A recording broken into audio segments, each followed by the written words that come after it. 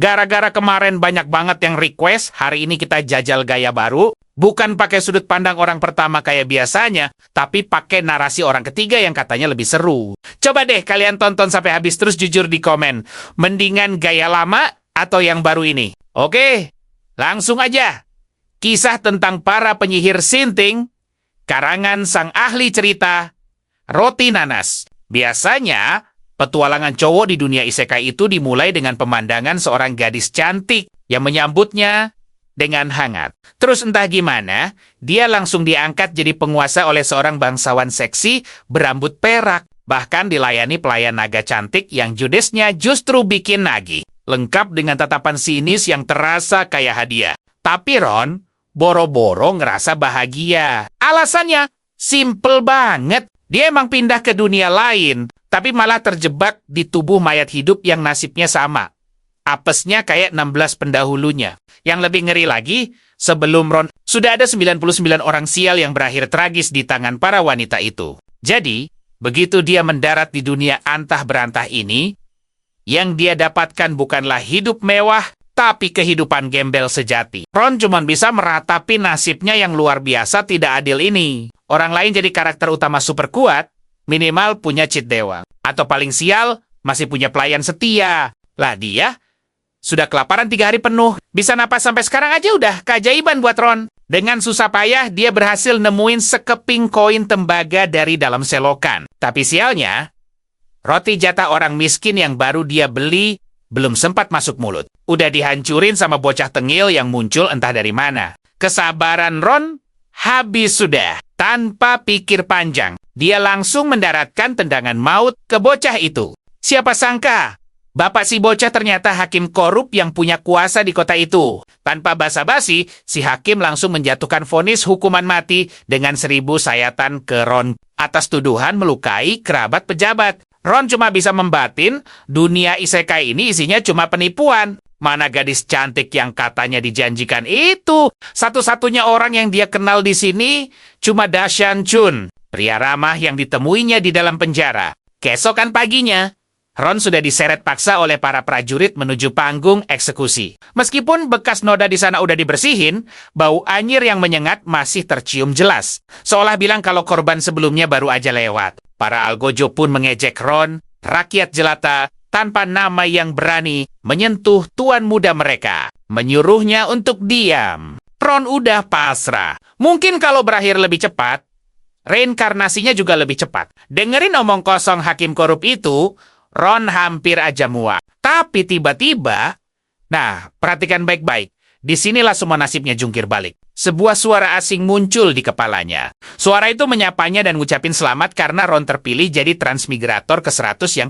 memakai sistem itu, sistem untuk mencetak orang terkuat di muka bumi. Tepat saat itu, tangan Algojo melepaskan tali penahan pisau raksasa. Suara bilah tajam yang jatuh terdengar begitu mengerikan. Anehnya, waktu di sekitar Ron seolah berhenti total. Bahkan semua suara lenyap seketika. Sebuah layar hologram tiba-tiba muncul di hadapannya. Ron menatap pisau raksasa yang menggantung tepat di atas lehernya dan langsung ngamuk ke sistem itu. Dia memaki-maki sistem itu karena baru muncul saat dia udah diambang ajal konyol. Tapi sistem itu dengan santai menjawab, bilang kalau Ron cuma perlu menyelesaikan aktivasi. Dan dia bakal dapat satu kesempatan untuk tidak bisa tiada. Ron yang panik langsung teriak, gimana caranya? Pertanyaan itu meluncur begitu saja dari mulutnya. Suara dari sistem itu kemudian memerintahkan Ron untuk meneriakkan kalimat kalau dia adalah musuh. Bebuyutan Vandal, meskipun Ron sama sekali nggak tahu siapa itu Vandal, dia tetap bertanya hati-hati sebelum bertindak.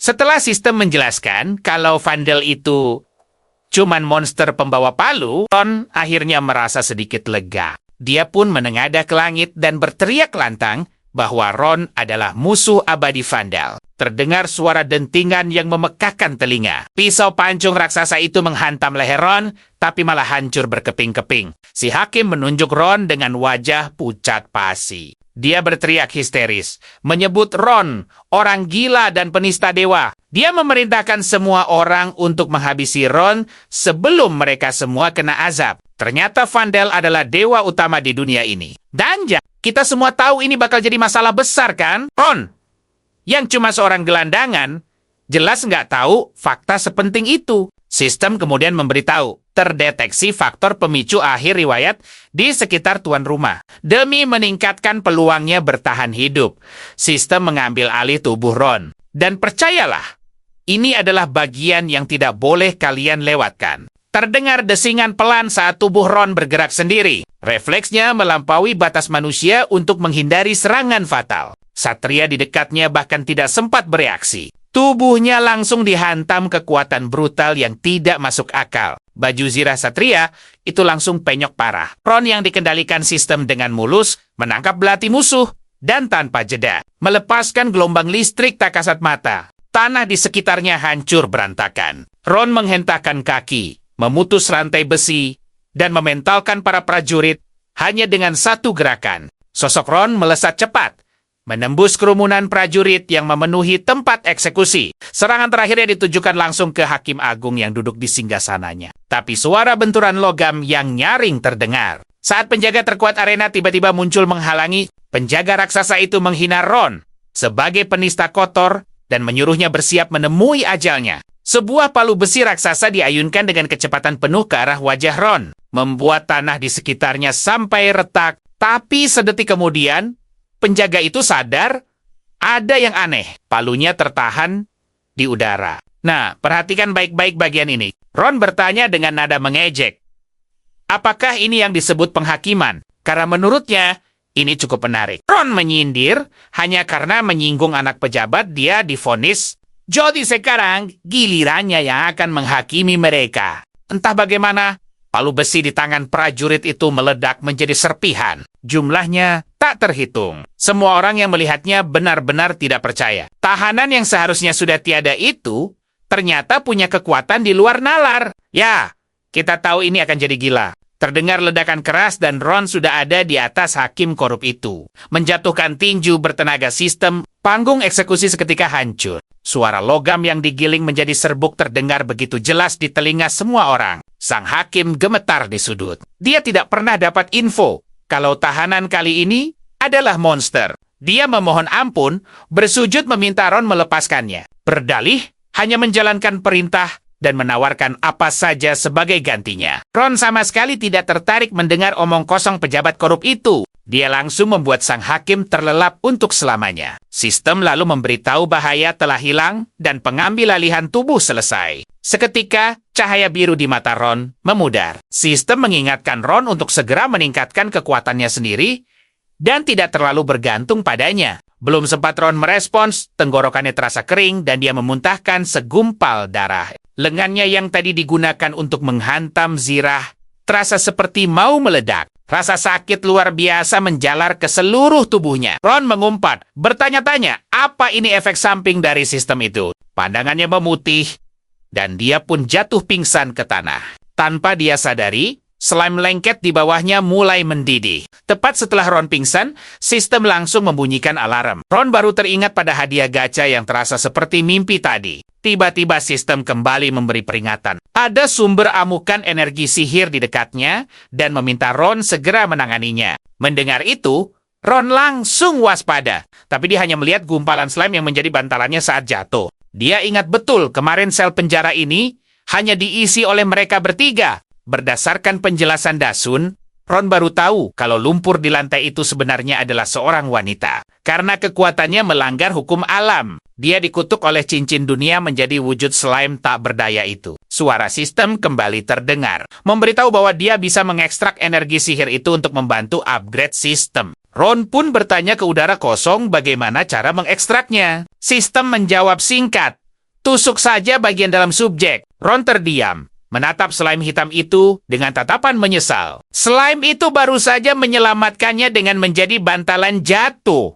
Masa sekarang harus dia tusuk? Setelah menghela napas panjang, Ron mendekati slime itu dan meminta maaf dalam hati agar wanita itu tidak menjadi penyihir jahat. Dengan satu gerakan cepat, Ron menusukkan senjatanya. Energi sihir terlihat mengalir deras melalui bilah pisau masuk ke tubuh Ron, membuat gumpalan lumpur hitam itu bergejolak hebat. Dalam sekejap mata, seorang gadis cantik berkulit putih pucat muncul di hadapannya. Ucapan Dasun ternyata benar. Ron bertanya-tanya, inikah penyihir legendaris itu? Dan kita semua juga ikut penasaran, kan? Saat Ron berniat memeriksa gadis itu, tiba-tiba sepasang mata jernih terbuka lebar menatapnya. Dan disinilah kita masuk ke momen paling canggung sedunia.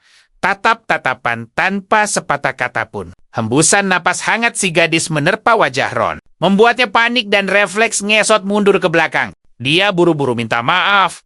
Bersumpah kalau dia sama sekali tidak sengaja mengintip gadis itu. Tepat pada saat itu, sisa lumpur hitam yang menyelimuti tubuh si gadis akhirnya luruh ke tanah. Ron menoleh lagi, lalu dengan cepat mengobrak-abrik penyimpanannya dan melempar jubah untuk menutupi gadis itu. Dia pun bertanya siapa nama gadis itu dan apakah dia tahu mereka sedang berada di mana. Tapi gadis itu hanya diam dengan tatapan kosong. Matanya benar-benar hampa, membuat Ron kebingungan. Dia membatin, jangan-jangan penyihir agung yang legendaris ini malah kehilangan ingatan. Saat Ron ragu apakah harus membawanya, gadis itu tiba-tiba mencengkeram ujung bajunya dengan erat. Wajahnya memelas penuh harap sambil merengek pelan. Ron mengumpat dalam hati, kenapa juga gadis ini harus semenggemaskan ini? Kalau dia meninggalkan gadis ini sendirian di penjara busuk, apa dia masih bisa menyebut dirinya laki-laki? Tanpa pikir panjang, Ron menggenggam tangan kecil yang pucat dan dingin itu. Mulai hari ini, gadis itu akan ikut bersamanya. Ron pun mengajaknya untuk kabur bersama-sama dari tempat terkutuk itu. Begitu Ron membawa penyihir kecil itu keluar dari penjara, sekelompok pasukan berbaju zirah langsung mengepung seluruh area. Perhatikan baik-baik.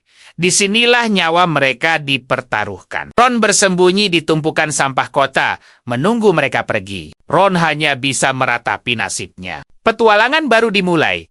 Tapi kenapa rasanya sudah masuk mode neraka? Tepat di saat kritis itu, sistem malah memberikan peringatan yang kejam. Ditemukan bahwa sang transmigrator membawa beban hidup, yang menyebabkan risiko ketahuan meningkat drastis. Sistem bahkan menyarankan Ron untuk membuang beban itu. Tapi sebelum Ron sempat bereaksi, seorang wanita parubaya muncul di hadapan mereka. Wanita itu memancarkan aura elegan yang luar biasa. Benar-benar definisi bangsawan sejati, tanpa perlu banyak usaha. Tiba-tiba sistem mengeluarkan peringatan keras dengan alarm yang berisik, memberitahu bahwa wanita di depan mereka ini kekuatannya mengerikan. Dan ya, aku dan kamu juga pasti syok. Persentase Ron akan berakhir 100%. Sistem menyuruhnya kabur detik itu juga. Wanita itu, yang tentu saja tidak bisa mendengar suara panik sistem, hanya memperkenalkan diri sebagai Nyonya Mercury, orang yang bisa membantunya melewati masa sulit.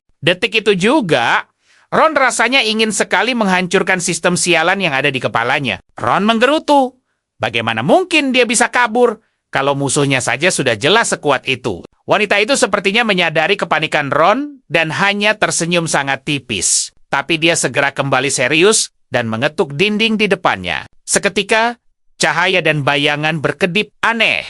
Lalu entah dari mana, sebuah pintu raksasa tiba-tiba muncul di hadapan mereka. Nyonya Mercury menenangkan mereka, mengatakan dia bukan musuh dan menyuruh mereka masuk agar tidak ketahuan prajurit. Tanpa ragu, Ron langsung mengikuti wanita itu. Di dalam ruangan hangat itu, Nyonya Mercury memberikan mereka pakaian baru yang bersih.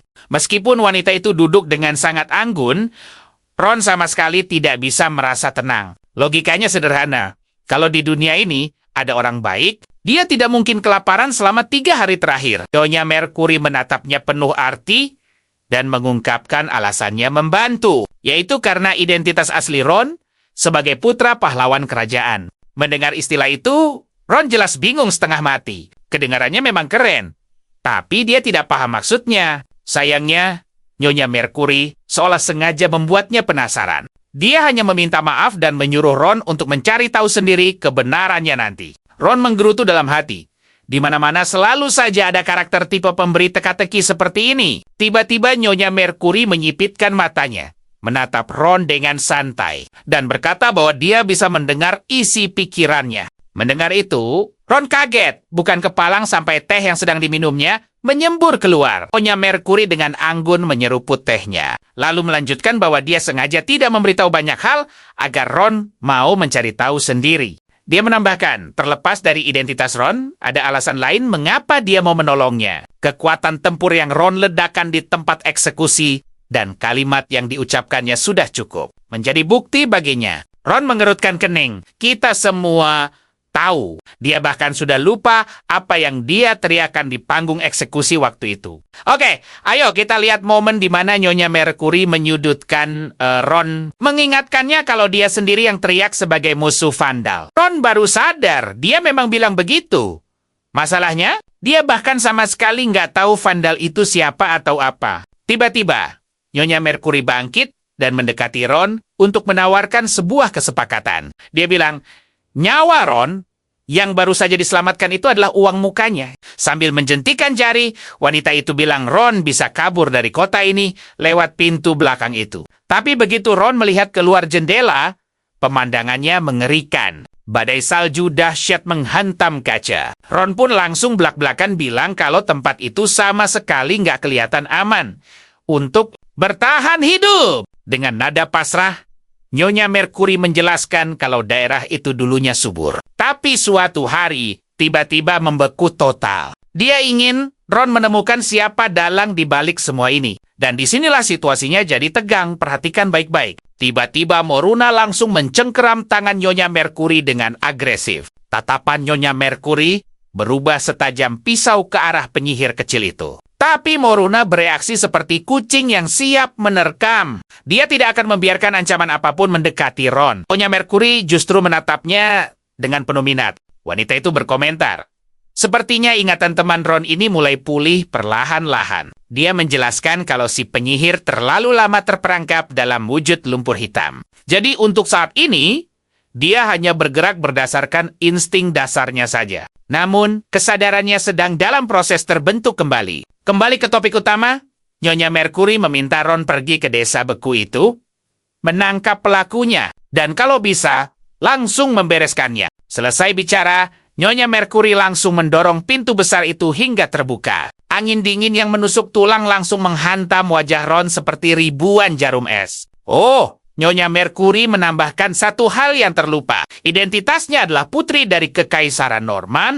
Jika Ron berhasil, hadiahnya adalah sebidang tanah kekuasaan dan seorang gadis naga yang mustahil. Untuk ditolak. Gadis naga itu adalah Naga Tsundere. Umurnya ratusan tahun tapi baru dianggap dewasa di kalangan ras naga. Nyonya Mercury membayangkan si gadis naga mungkin akan menatap Ron dengan jijik. Tapi sepertinya Ron tidak akan peduli. Mendengar status Nyonya Mercury, Ron menatapnya serius. Dia memastikan, apakah janji soal tanah kekuasaan itu sungguhan? Di tengah badai salju, sosok Nyonya Mercury terlihat semakin misterius dan berkuasa. Sebagai seorang putri kekaisaran, dia menjamin bisa menggunakan hak bangsawannya untuk memberikan Ron wilayah yang sah. Dan coba tebak apa yang terjadi selanjutnya? Tepat saat itu, layar sistem di depan Ron menyala terang. Sistem mengonfirmasi bahwa sebuah misi baru telah teridentifikasi. Dalam hati, Ron bersemangat sebagai calon makhluk terkuat. Dia jelas harus menjadi seorang tuan tanah. Masa sih dia tidak punya wilayah sendiri? Apalagi, ini pemberian putri kekaisaran. Sistem pun merinci misinya. Temukan pelaku utama di desa beku. Artinya, senjata khusus yang telah disiapkan oleh sistem. Setelah menimbang-nimbang, Ron sadar kondisinya sekarang miskin dan terlunta-lunta. Hanya dengan menemukan pelakunya, dia bisa dapat tanah sekaligus senjata. Ini adalah kesempatan emas untuk mengubah nasibnya. Saat Ron masih berpikir, Nyonya Mercury bertanya lagi, apa dia sudah memutuskan? Karena menurutnya, tawaran itu sudah sangat luar biasa. Tanpa pikir panjang lagi, Ron langsung menyetujui tawaran itu. Nyonya Mercury pun tersenyum lega. Wanita itu mengulurkan tangannya. Namun begitu mereka bersentuhan, notifikasi kontrak terbentuk terdengar di kepala Ron. Sistem memberikan peringatan ramah bahwa misi yang sudah dimulai tidak bisa dibatalkan begitu saja. Sistem menegaskan, sebagai calon makhluk terkuat, haram hukumnya bagi Ron untuk menyerah di tengah jalan. Jika Ron melakukan tindakan bodoh atau mencoba berbuat curang selama misi, sistem akan memberikan hukuman berat, mulai dari pencabutan hasrat hingga paksaan melalui rasa sakit fisik. Ron, yang tadinya sedang membayangkan masa depan indah, langsung lemas seketika. Kenapa aturan mengerikan ini tidak dibilang dari awal? Dia curiga Nyonya Mercury dan sistem ini sebenarnya berkomplot untuk menjebaknya dari awal. Setelah menenangkan dirinya, Ron mengajak Moruna melangkah melewati gerbang besar itu. Dari balik jendela, Nyonya Mercury menatap punggung mereka. Tulus berharap Ron bisa berkembang menjadi lebih kuat. Meskipun Ron tidak memberitahunya apapun, Nyonya Mercury sebenarnya tahu semua rahasia tentang para transmigrator. Dan disinilah kita sadar ceritanya lebih kelam. Ron bukanlah yang pertama, bisa jadi nasibnya akan berakhir sama seperti 99 pendahulunya yang gagal. Kalian pikir sistem itu muncul begitu saja? Kita akan bongkar rahasia sebenarnya. Sistem itu diciptakan 10 orang bijak sebagai upaya terakhir melatih para transmigrator untuk membasmi parasit yang menggerogoti dunia mereka. Tiba-tiba, dari cangkir teh Nyonya Mercury, keluar seekor naga cair kecil. Naga kecil itu berkomentar kalau Nyonya Mercury terlalu terburu-buru. Padahal orang dari dunia lain tak ada bedanya dengan manusia biasa. Si naga protes karena Nyonya Mercury mengirim Ron ke tempat berbahaya secepat ini. Itu sama saja menyuruhnya cari gara-gara. Nyonya Mercury menyentil kepala naga kecil itu. Mengatakan bahwa fakta Ron dari dunia lain sudah membuatnya sangat spesial. Apalagi, Ron adalah transmigrator ke-100, jadi kali ini dia harus dipaksa tumbuh dengan cepat. Sambil memegangi kepalanya, naga kecil itu mengeluh karena Nyonya Mercury bahkan tidak menjelaskan pengetahuan dasar dunia ini pada Ron, jadi dia yakin Ron tidak akan bertahan lama. Mendengar itu, bintik cahaya biru muncul di pipi Nyonya Mercury. Dia menenangkan si naga, bilang kalau sudah mengirimkan bantuan yang sangat bisa diandalkan untuk Tuan Ron. Naga perak kecil itu langsung berteriak kaget. Menebak kalau yang dikirim pasti Lilian. Naga itu khawatir karena mental Lilian masih seperti remaja yang labil. Dan yang lebih parah, dia ingat betul kalau Lilian sangat membenci manusia. Sementara itu, Ron mulai meragukan nasibnya. Dia sudah berjalan seharian penuh, tapi tak ada tanda-tanda desa. Tiba-tiba, mata Moruna menangkap sesuatu. Tangan kecilnya menarik ujung baju Ron. Ron mengikuti arah telunjuk gadis itu, dan disinilah bagian yang paling kita tunggu-tunggu. Ron langsung bengong melihat penampilan wanita di depannya. Itu jelas-jelas kostum pelayang, kawan. Dan gilanya lagi, pakaiannya sangat terbuka di tengah cuaca sedingin ini. Rambut peraknya tampak halus dan berkilau. Tapi mata birunya yang indah menatap dingin seolah meremehkan. Ron menghela napas panjang dan memutuskan untuk mengabaikannya. Pikirnya, orang yang pakai baju seksi di badai salju pastilah orang gila. Ron pun menggandeng Moruna dan berjalan santai melewatinya.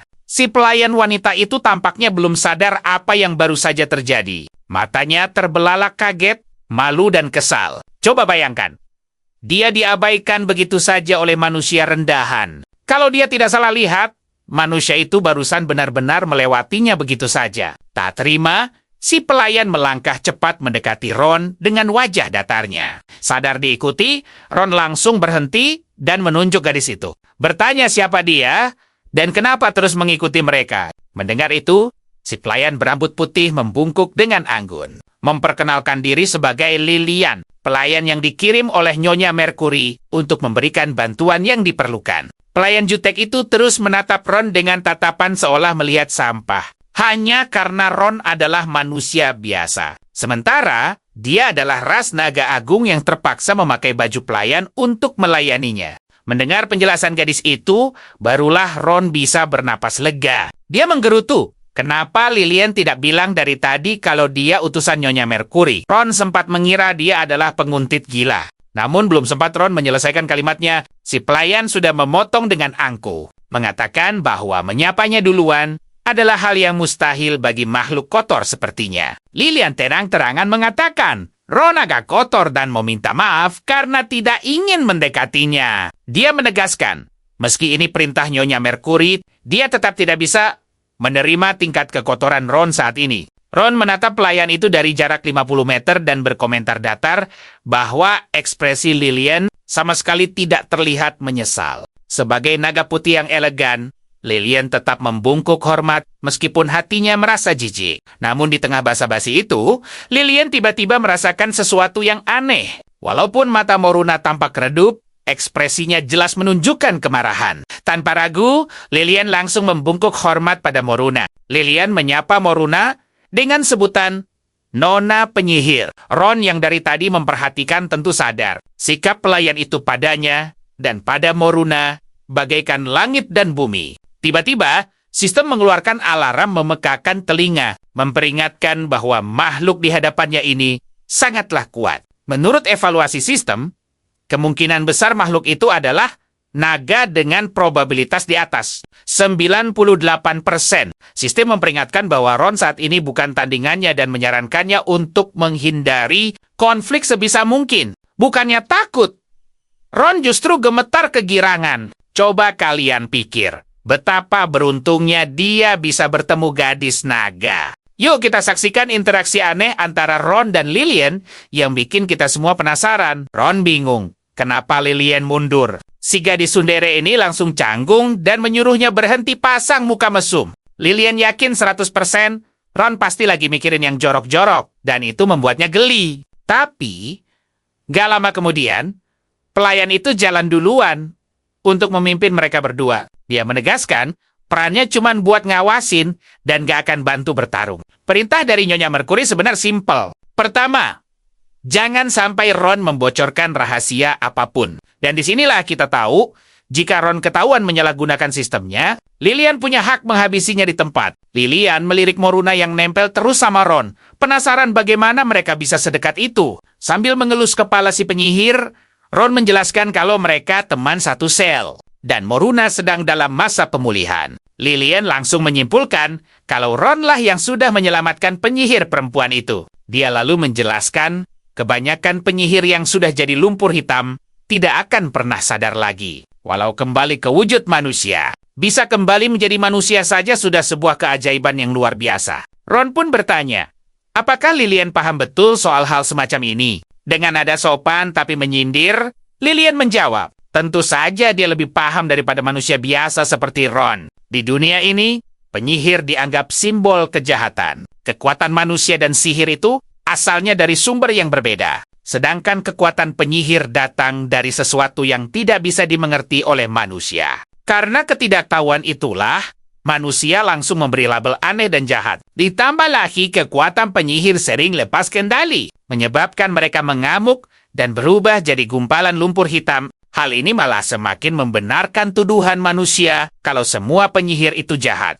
Memikirkan semua itu membuat Lilian menjadi emosional. Baginya, manusia itu bodoh. Kekuatan penyihir adalah akar dunia ini. Tapi, mereka malah kemakan hasutan. Sambil melirik Ron, Lilian pun berkata, walaupun kamu kelihatan mesum dan menyebalkan, aku tetap berterima kasih karena sudah menyelamatkan seorang penyihir. Melihat ekspresi terpaksa Lilian, Ron tertawa dan menggodanya. Lilian yang salah tingkah langsung membuang muka dan menyangkalnya. Oke, kita akhirnya sampai di tujuan utama mereka. Lilian berhenti dan menunjuk ke kota beku, Wudong. Begitu sampai di gerbangnya, barulah terlihat jelas seluruh tempat itu tertutup lapisan es yang super tebal. Ironis sekali, nama kotanya Wudong, yang artinya tanpa musim dingin. Tapi malah beku selamanya. Ron jadi heran, kalau mereka tahu pelakunya di dalam, kenapa tidak dari dulu saja masuk dan dicari? Sambil menghela napas dingin, Lilian menjelaskan mereka hanya tahu pelakunya di sana, tapi tidak tahu wujud aslinya. Sambil berbicara, jari lentik Lilian menekan gerbang batu raksasa itu. Dan hanya dengan satu dorongan ringan, dua pintu gerbang super besar itu perlahan terbuka. Seketika, hawa dingin berwarna putih langsung menyembur dengan kencang. Lilian yang memakai baju tipis terlihat santai, seolah tidak kedinginan. Sebaliknya, Ron dan Moruna langsung menderita. Dalam sekejap, Ron merasa tubuhnya membeku. Gadis naga itu berbalik menatapnya dengan serius. Dia memberitahu bahwa semua orang yang dikirim sebelumnya untuk mencari pelaku tidak ada yang kembali dengan selamat. Lilian berharap Ron menjadi orang pertama yang berhasil. Ron merasa seperti sedang dikerjai habis-habisan. Tanpa sengaja, pandangan Ron malah salah fokus ke aset Lilian yang sedikit tersingkap oleh angin. Menyadari tatapan Ron, wajah pelayan itu langsung merah padam. Dia bertanya sinis, bagus dalemannya? Lilian langsung menyuruh Ron untuk berhenti menatapnya dengan pandangan menjijikan itu. Ron garuk-garuk kepala karena malu, lalu mencoba mengalihkan pembicaraan dengan bertanya, apa Lilian akan ikut masuk? Lilian memalingkan wajahnya dengan gaya malu-malu, beralasan kalau dia hanyalah wanita yang lemah. Lilian berkata kalau tugas investigasi kali ini diserahkan 100% pada Ron. Ron menatapnya dengan kesal. Mana ada wanita lemah yang bisa mendorong gerbang ribuan ton dengan satu tangan? Lilian kembali memasang wajah serius. Perintah yang dia terima hanyalah mengawasi Ron, jadi dia tidak akan ikut campur. Ron hanya bisa menggerutu. Ron curiga. Lilian sengaja menjebaknya. Kira-kira apa yang bakal dia temukan di kota sedingin ini? Kita tunggu saja. Gadis naga itu menatap Ron dengan mata indahnya yang seperti permata. Dia mengingatkan, misi ini adalah kesepakatan antara Ron dan Nyonya Mercury. Dan sebagai pengawas, dia tidak boleh melanggar aturan. Tapi, Lilian menawarkan diri membangun kemah di luar gerbang dan menjaga Moruna. Dia menyuruh Ron tenang saja menyerahkan si kecil itu padanya. Ron cuma bisa menghela napas pasrah. Mana mungkin juga dia menang melawan seekor naga, kan? Akhirnya, Ron menerima nasibnya. Dia menatap Moruna yang kebingungan, lalu mengelus lembut kepala mungil gadis itu. Ron berpesan agar Moruna menunggunya di sana dan berjanji akan cepat kembali. Sebelum langkah masuk ke kota Wudong tanpa menoleh, mengingat ucapan Lilian, Ron sadar tempat ini sangat tidak ramah. Dia bahkan ragu bisa keluar dari sini hidup-hidup. Pemandangan di dalam kota langsung terlihat. Jalanan dipenuhi patung-patung manusia yang membeku kaku. Sepertinya mereka semua membeku seketika oleh sebuah kekuatan dahsyat. Selain desau angin, kota itu sunyi senyap, seperti kota mati. Ron pun jadi bertanya-tanya, apa benar ada penjahat di tempat seperti ini? Tiba-tiba terdengar suara aneh dari atap. Ron mendongak dan matanya bertemu dengan sesosok makhluk kecil. Dia bingung. Apa itu tupai? Tapi bentuknya aneh. Saat Ron masih berpikir, makhluk itu langsung kabur secepat kilat. Insting Ron langsung memberitahunya. Makhluk itu pasti berhubungan dengan petunjuk yang dia cari. Nah, perhatikan baik-baik.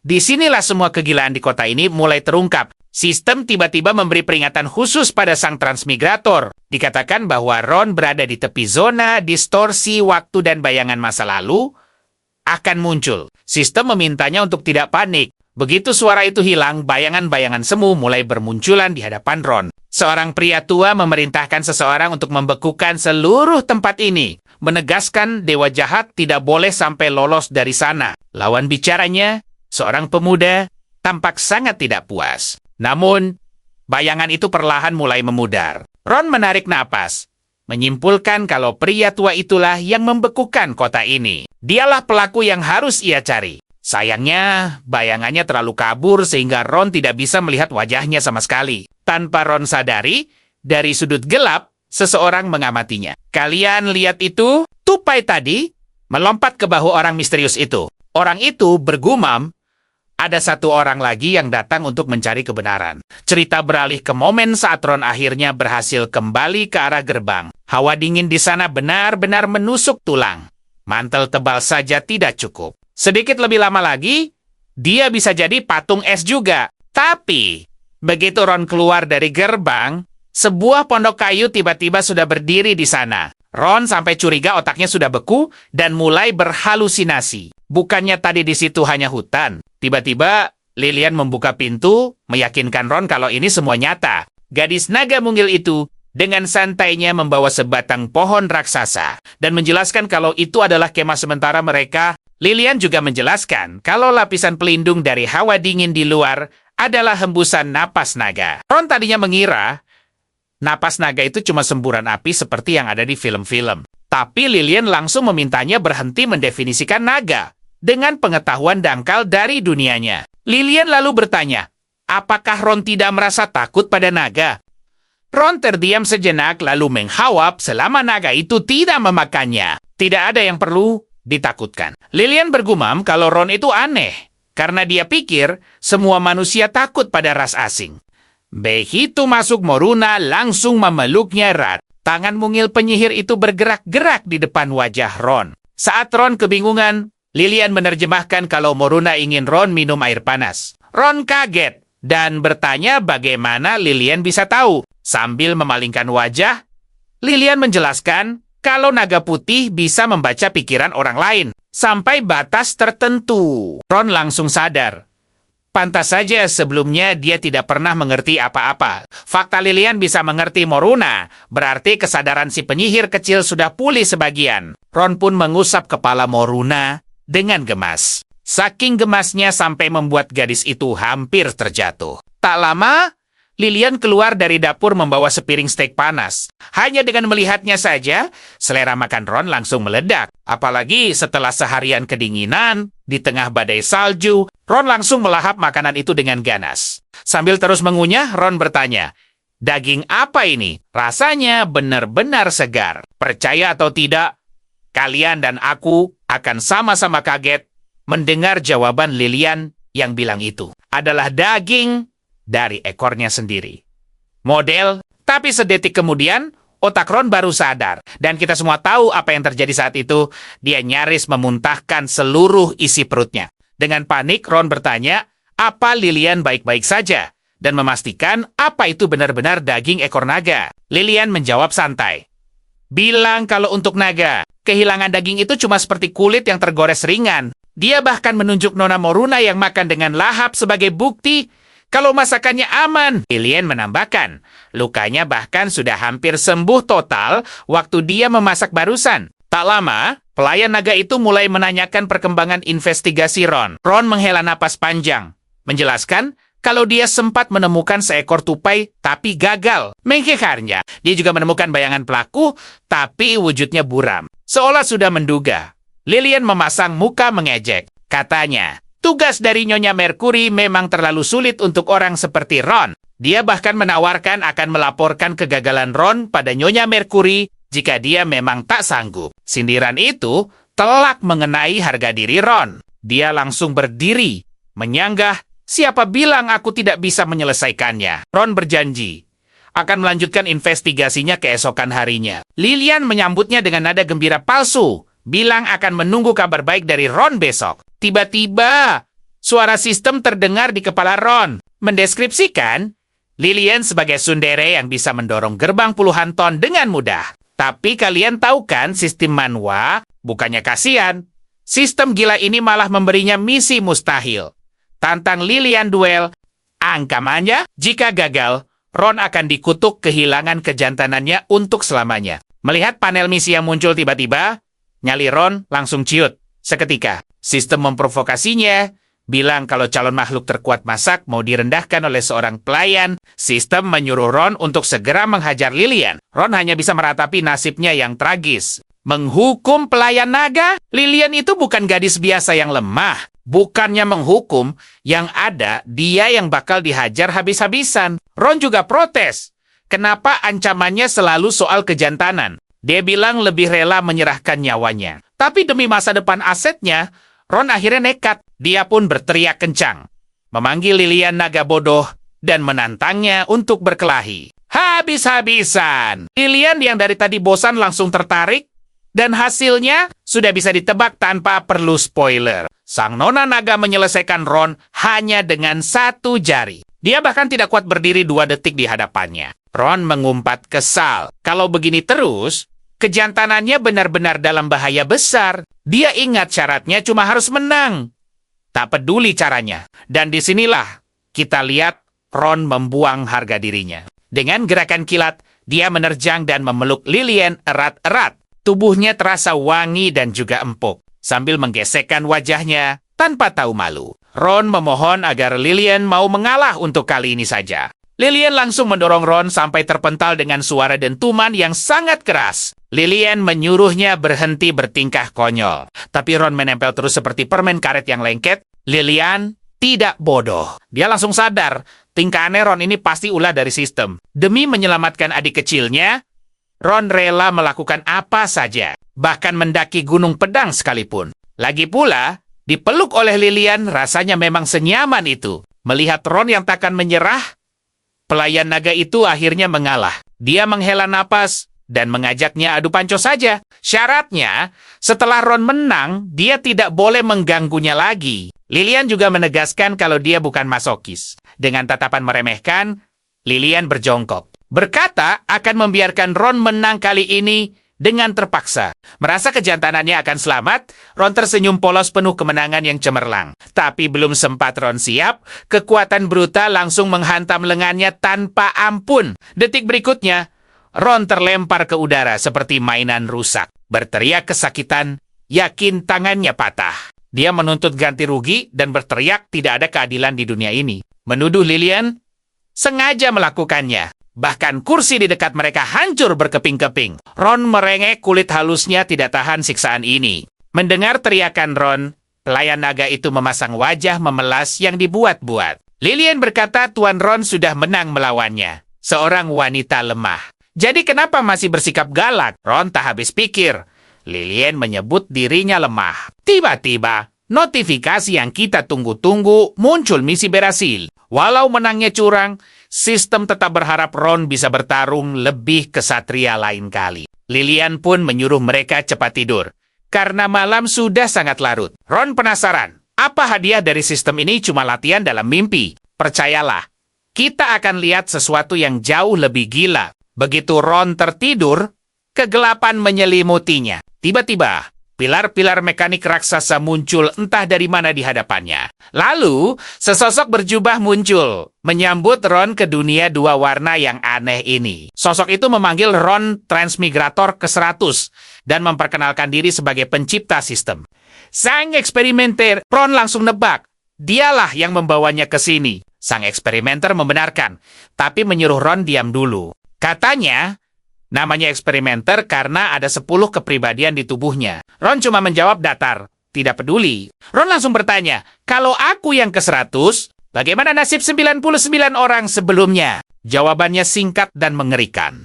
Mereka semua sudah tiada. Sementara itu, kita beralih ke Lilian. Si naga sundere ini dengar suara aneh dari kamar Ron dan coba tebak apa yang dia pikirkan. Dia curiga Ron berbuat macam-macam. Padahal, kenyataannya, Ron lagi diseret paksa sistem ke ruang latihan mimpi. Kembali ke mimpi Ron. Setelah mendengar kabar buruk itu, sang eksperimenter bilang mereka semua gugur sebelum jadi yang terkuat. Bagi si pencipta, mereka semua cuma produk gagal. Wajah Ron langsung muram. Dia pun berteriak marah. Dia protes. Seenaknya memindahkan orang ke dunia ini. Lalu menyebut mereka produk gagal setelah tiada. Ron merasa mereka hanya kelinci percobaan. Sang eksperimenter malah menjawab dengan analogi batu. Katanya, di satu semesta, batu itu bisa jadi berlian. Dan sistem akan membuat simulasi tak terbatas untuk mengubah Ron menjadi berlian itu. Setelah itu, dia menyerahkan semuanya pada sistem dan lenyap begitu saja. Ron teriak menyuruhnya kembali.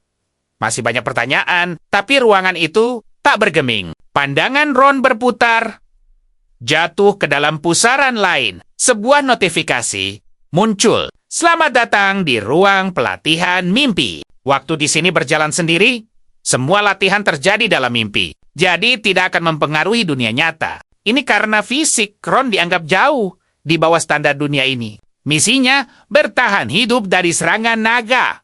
Tunggu, enak. Kalian pasti setuju kan? Sistem ini benar-benar sudah gila. Secara logika, itu mustahil. Tapi detik berikutnya, suara langkah kaki berat terdengar dari belakang. Ron menoleh. Matanya terpaku pada sosok raksasa setinggi gedung belasan lantai. Naga mengerikan itu langsung menerjang ke arahnya. Ron lari tunggang langgang sambil teriak, "Kalau mau, aku celaka, bilang saja terus terang." Semburan panas keluar dari mulut si naga. Tapi, pengumuman sistem berikutnya benar-benar menghancurkan mental Ron. Ini bukan sekadar mimpi. Luka yang kau terima di sini itu nyata. Kalau kau tidak menghargai nyawamu, kau akan benar-benar tiada. Dan sistem tidak punya fitur untuk membangkitkan orang. Mohon jaga keselamatanmu. Tepat saat sistem selesai bicara, kepala naga itu sudah ada di depan wajah Ron. Ron merasakan tubuhnya ditarik paksa ke bawah. Gigitan kuat naga itu seketika meremukkan lengannya. Semuanya terjadi begitu cepat, otaknya bahkan belum sempat memproses apa yang terjadi saat rasa sakit yang menusuk tulang meledak. Ron menjerit putus asa. Detik berikutnya, dia terbangun dan langsung terduduk. Refleks, dia mencengkeram lengan kirinya. Sisa rasa sakit itu terasa begitu nyata. Tapi untungnya, tangan emas kirinya masih utuh. Melihat Moruna terbangun karena teriakannya, Ron bernapas lega. Sistem pun memberi notifikasi. Semua cedera dari latihan sudah dipulihkan. Sistem mengucapkan selamat karena Ron menyelesaikan ujian. Dan fisiknya kini telah meningkat pesat. Sistem menyemangatinya untuk terus berjuang. Tapi Ron bingung. Kuat apanya coba? Dia tidak merasakan perubahan apapun. Tak lama, terdengar ketukan pintu. Sesosok gadis menawan masuk ke kamar. Lilian menyapa Ron dan Moruna, memberitahu sarapan sudah siap dan menyuruh mereka segera bersiap. Melihat meja penuh makanan lezat di tengah badai salju, Ron memuji si gadis naga serba bisa ini dalam hati. Tapi saat Ron sedang asyik makan, si pelayan tiba-tiba mendekat dengan tatapan curiga. Dia bertanya, apa Ron melakukan hal aneh semalam? Ron langsung membuang muka dengan canggung. Semalam kan dia teriak-teriak minta tolong dalam mimpi. Jangan-jangan rahasianya ketahuan. Kita lihat Lilian yang mencoba mengingat. Semalam dia memang dengar suara aneh dari kamar Ron. Oke, kita mulai dengan drama pagi-pagi, di mana mata biru Lilian langsung menatap dingin menuduh Ron berbuat tak senonoh pada Nona Moruna. Ron jelas kaget. Hah, bercanda? Apa aku nggak kelihatan seperti cowok baik-baik? Gadis naga sundere itu menatapnya dengan pandangan rendah. Masih curiga kalau Ron melakukan hal aneh pada si penyihir imut semalam. Ron cuma bisa memutar bola matanya dengan kesal. Dia bertanya, sebenarnya Lilian menganggap pemuda setampan dia ini apa? Lilian menjawab dengan cepat dan menusuk. Tentu saja sampah mesum, bodoh, penjahat, dan ikan teri yang suka menatap orang dengan aneh. Dibilang sampah terang-terangan, Ron cuma bisa menggerutu, menegaskan kalau dia pria yang punya prinsip dan batasan moral. Pelayan naga itu menatapnya serius, lalu memberikan sebuah saran penting. Meskipun misi dari Nyonya Mercury tidak punya batas waktu, lebih baik Ron menyelesaikannya secepat mungkin. Karena si pelaku utama belum tentu akan selamanya ada di kota kecil itu. Tak lama Ron pun kembali ke kota beku tersebut. Dan benar saja, tupai putih itu muncul lagi. Nah, dari sini, misi sebenarnya dimulai. Jadi perhatikan baik-baik. Melihat hewan kecil itu masuk perangkapnya dan santai menjilati bulu, Ron langsung menunjuk ke arah belakang si tupai. Sebuah jaring besar yang tersembunyi di salju langsung menyergap dan membungkus tupai itu. Ron bersorak girang. Akhirnya berhasil menangkap si tupai aneh sambil menyindirnya yang kemarin. Kabur begitu cepat. Dia mendesak si tupai untuk mengaku apa dia terlibat dalam keanehan di tempat ini. Tapi tupai itu malah main kasar. Dia langsung menggigit tangan Ron dengan gigi besarnya, membuat Ron menjerit kesakitan dan jatuh terduduk di atas salju. Tiba-tiba, suara seorang kakek terdengar dari belakang, memintanya melepaskan si kecil dan menyambutnya di kota Wudong. Ron langsung waspada. Dia sama sekali belum pernah dengar ada penduduk lain di tempat ini. Tapi kakek itu sepertinya bisa membaca pikiran Ron. Dia bilang, Ron pasti punya banyak pertanyaan. Sama seperti orang-orang lain sebelum dia, si kakek mengajak Ron untuk mengikutinya. Berjanji akan menceritakan semua yang telah terjadi di sini. Sambil menunjuk ke arah kota, dia bilang, kalau salju sepertinya turun makin lebat saja. Dia menjelaskan kalau tempat ini bernama Kota Wudong, kota tanpa musim dingin. Padahal salju turun tanpa henti. Kakek itu mengangkat kepalanya dengan susah payah dan bicaranya sangat pelan, seperti orang yang sudah diambang ajalnya. Dia bercerita, dulunya tempat ini adalah kota kecil yang makmur dengan 4 musim semi sepanjang tahun. Walaupun kecil, semua penduduknya hidup bahagia. Sampai suatu hari, seorang dewa jahat datang ke kota ini. Sebagai orang dari dunia lain, Ron cuma bisa menyimpulkan satu hal. Dewa jahat itu pastilah bukan pertanda baik. Kata si kakek, dewa jahat itu bisa mengabulkan semua niat buruk manusia dan memberi mereka kekuatan. Hila, kan? Dan ceritanya jadi makin kelam dari sini. Demi kekuatan dahsyat itu, para pengikut gila menanamkan benih dewa jahat ke dalam tubuh mereka sendiri. Sayangnya, seiring kekuatan itu tumbuh, mereka perlahan kehilangan akal sehat dan berubah menjadi monster buas yang menyerang siapa saja. Untuk mengatasi masalah besar itu, si kakek akhirnya meminta bantuan pada menara penyihir. Mereka dengan baik hati memberinya sebuah gulungan sihir yang sangat kuat. Dia lalu mengaktifkan sihir itu di pusat kota, membekukan semua orang yang sudah terinfeksi. Mendengar itu, Ron akhirnya mengerti. Itu artinya, kakek tua di hadapannya inilah biang kerok dari semua kekacauan ini. Tanpa banyak bicara, Ron langsung melempar tali lasso dan mengikat tangan si kakek. Dia merasa puas. Misinya adalah menangkap pelaku utama. Dan karena kakek ini sudah mengaku, tugasnya tinggal membawanya pergi. Meskipun diseret begitu saja, si kakek tetap bicara. Bilang kalau dia tidak pernah menyembunyikan kebenaran. Masalahnya adalah, tidak ada seorang pun yang bisa meninggalkan kota terkutuk ini. Ron menganggap itu cuma omong kosong orang tua. Membayangkan misinya selesai dan dapat tanah dari Nyonya Mercury. Ron mulai bersenandung dengan riang. Tapi tiba-tiba, di hadapannya, muncul lagi tugu batu yang ada di pusat kota. Ron yakin sekali dia berjalan ke arah berlawanan. Jadi, kok bisa dia kembali ke sini? Disinilah kita sadar ada yang sangat tidak beres. Dengan perasaan tak enak, dia menoleh dan menuduh si kakek menggunakan sebuah trik sihir. Kakek itu menjelaskan perlahan. Karena pengaruh sihir, waktu di tempat ini menjadi kacau balau. Dia pun ikut terkutuk. Tapi karena waktu yang membeku, dia malah menjadi abadi. Semua orang yang tahu kebenarannya tidak akan pernah bisa pergi. Dia sudah terjebak di sana selamanya. Melihat tatapan sedih di mata kakek itu, Ron langsung terdiam. Kakek ini sudah terkurung di kota beku ini ratusan tahun. Dan sekarang, dia menjebak Ron di sini juga. Padahal, pelayan naga imutnya masih setia menunggu di luar. Tapi, percayalah, Ron nggak akan menyerah begitu saja. Yuk, kita lihat gimana perjuangannya jadi Satria Naga. Tanpa ragu sedikit pun, Ron berbalik dan melangkah mantap ke arah yang berlawanan. Pria tua itu hanya menatap punggung Ron yang menjauh, sadar kalau membujuknya sekarang itu percuma. Dia bergumam, kemanapun Ron pergi, ujung-ujungnya dia pasti akan kembali ke titik ini. Sementara itu, malam pun tiba. Lilian menatap langit yang gelap gulita dengan perasaan cemas, sementara Moruna gelisah mencari sosok Ron di tengah badai salju. Waktu terus berjalan, dan mereka berdua sama sekali tidak berselera makan. Moruna akhirnya cuma bisa berharap pada pelayan naga itu. Melihat si gadis kecil memberi isyarat dengan panik, Lilian mengelus kepalanya, mencoba untuk menenangkannya. Lilian meyakinkan Moruna bahwa Tuan Ron itu seorang transmigrator yang hebat,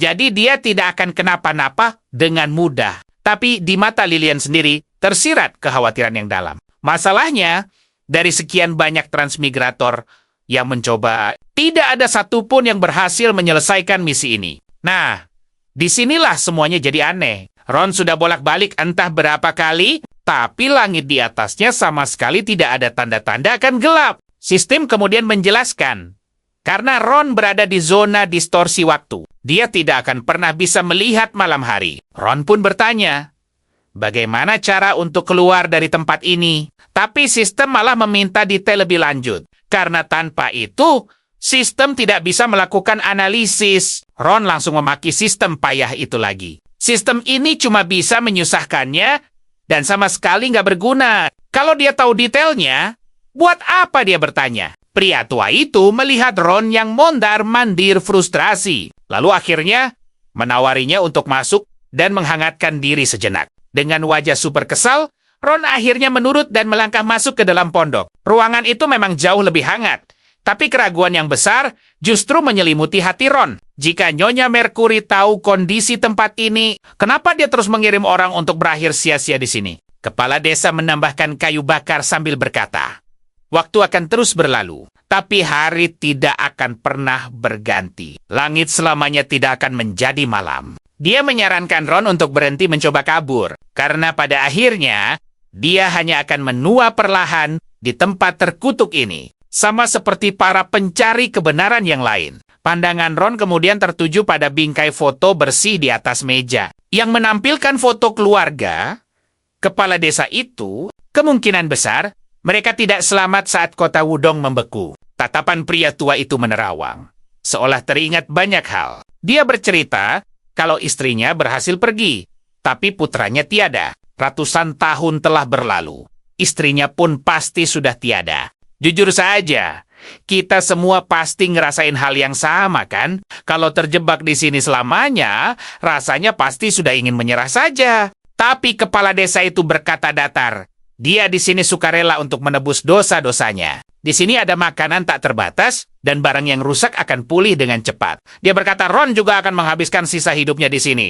Mendengar itu, mulut pedas Ron langsung nyeletuk dan menyebut kakek itu egois. Kakek itu memang tidak akan menua, tapi Ron akan menua perlahan. Ron menegaskan, dia pasti akan mencari cara pulang dan menikmati hidup. Tiba-tiba, terdengar teriakan marah dari belakang Ron. Kepala desa itu gemetar karena emosi yang meluap. Dia bertanya apakah Ron menyebutnya egois. Dia berteriak bahwa Ron tidak mengerti apa yang sudah dia korbankan selama ini. Bahkan mengorbankan putranya sendiri demi mendapatkan kesempatan untuk menyegel monster itu. Melihat pria tua yang mulai kalap itu, Ron berkata bahwa dia sudah gila karena terlalu lama terkurung. Kepala desa itu berjongkok sambil meraung kesakitan. Bertanya kenapa orang-orang tidak mau berkorban untuk membekukan monster-monster itu. Ron menatapnya dengan jijik dan berkata bahwa dia paling benci orang yang memaksa orang lain ikut berkorban bersamanya. Kepala desa berteriak histeris, mengatakan itu semua adalah pengorbanan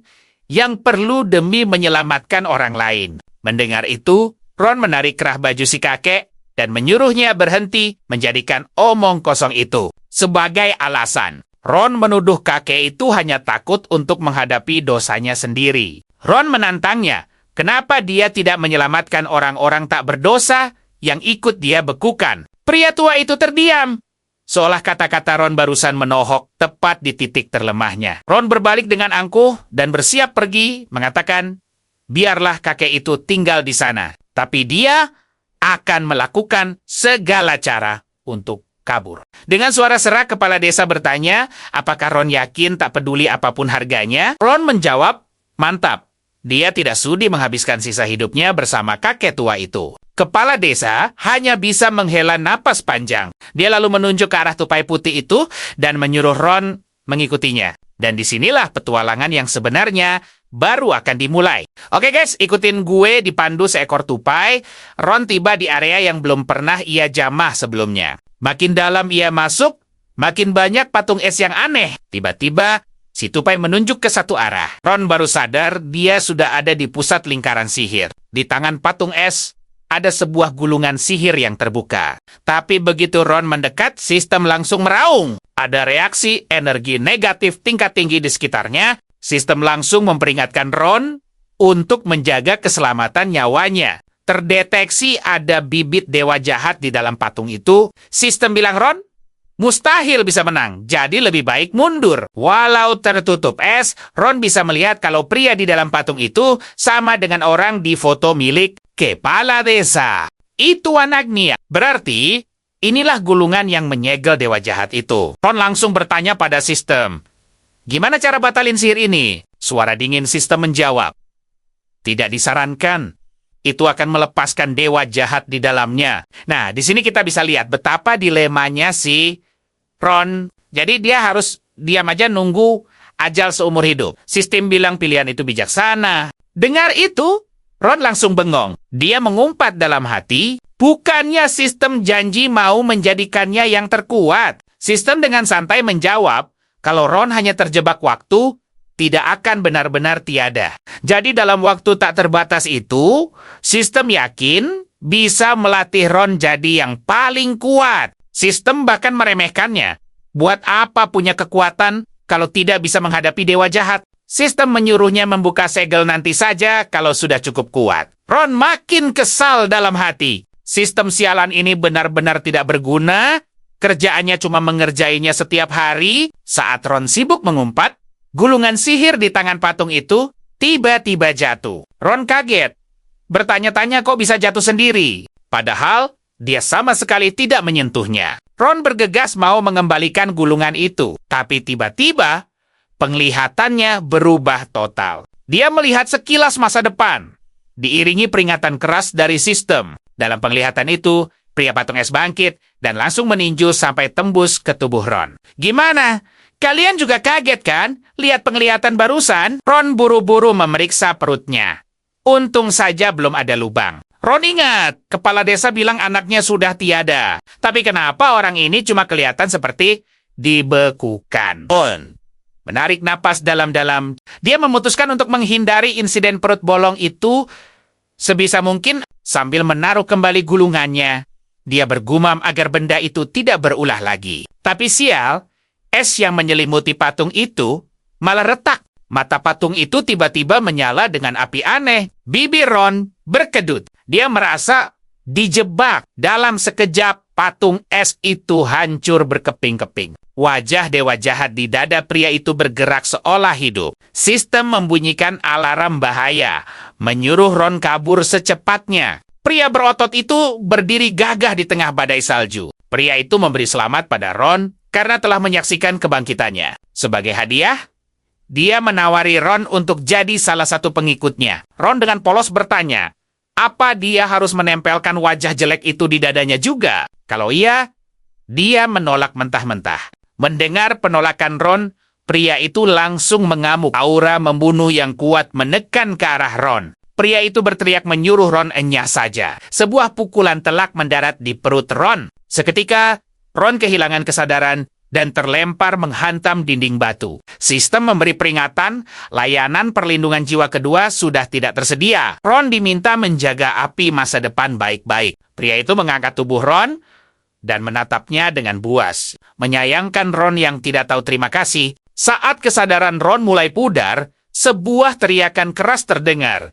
Darian, hentikan sekarang juga! Mendengar suara itu, pria bernama Darian itu melempar Ron dan menatap ke arah lelaki tua yang berdiri goyah. Darian menatap ayahnya dengan ekspresi datar yang sangat menakutkan. Dan disinilah rahasia terbesar kota ini akhirnya bakal kebongkar di depan mata kita. Darian menuduh ayahnya telah menipunya. Ternyata semua jasa kepahlawanannya dibangun di atas kebohongan. Sihir itu memang dipinjam oleh kepala desa, tapi Darian yang merapalkannya. Darian menyebut ayahnya munafik.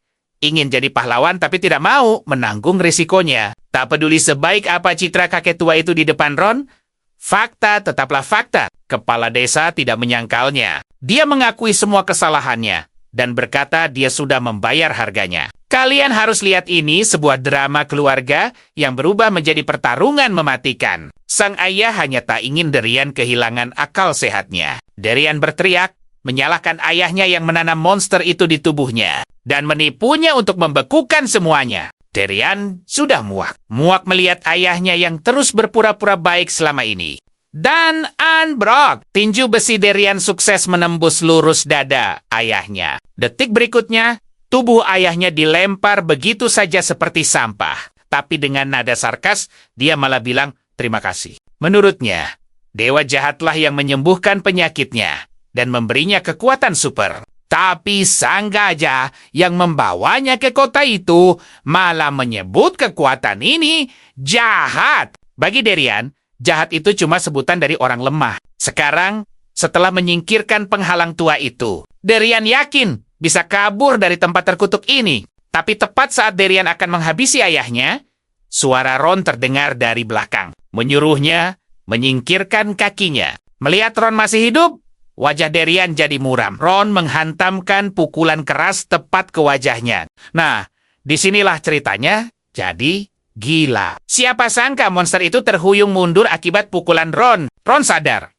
Ini pasti efek dari kekuatan prajurit tingkat 1 yang dia dapat dari latihan semalam. Darian tampak bengong sesaat. Sementara tangan Ron gemetar kesakitan. Wajah orang itu sekeras batu es. Darian menyeka bibirnya, menatap Ron dengan licik. Dia sadar segelnya belum sepenuhnya terbuka. Makanya, kroco seperti Ron bisa melukainya. Darian mengulurkan tangan.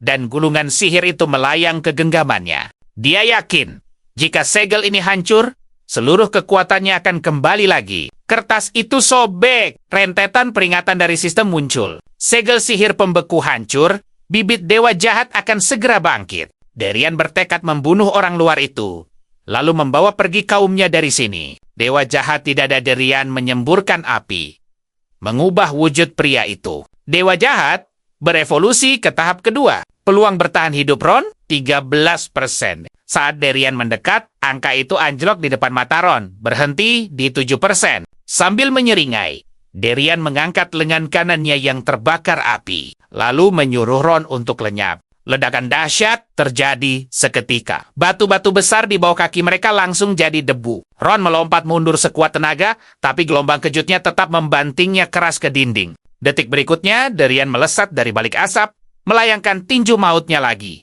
Gila! Seluruh dinding batu hancur lebur oleh kekuatan brutal itu. Tapi saat asap menipis, Darian sadar Ron menghilang. Di saat genting, sistem malah mengeluarkan ultimatum. Bilang tingkat bertahan hidupnya terlalu rendah, sistem memutuskan pelatihan kali ini gagal. Ron mengumpat. Rasanya ingin menyeret si pembuat eksperimen ini keluar untuk dihajar. Sistem ini benar-benar payah. Di saat kritis, Ron hanya bisa mengandalkan dirinya sendiri. Tiba-tiba, sistem memperbarui misi. Bertarung dengan berani. Sistem mengingatkan Ron sedang menghadapi krisis hidup dan mati. Tapi sebagai calon makhluk terkuat, dia dilarang mundur. Kalaupun harus berakhir, dia harus mengajak musuhnya pergi bersama. Misinya habisi bibit dewa jahat, hadiahnya peningkatan fisik. Ron memaki lagi, dan ya, aku tahu kalian juga pasti mikir ini gila. Sistem ini menyuruhnya bunuh diri. Sistem dengan santainya menjelaskan hasil perhitungannya.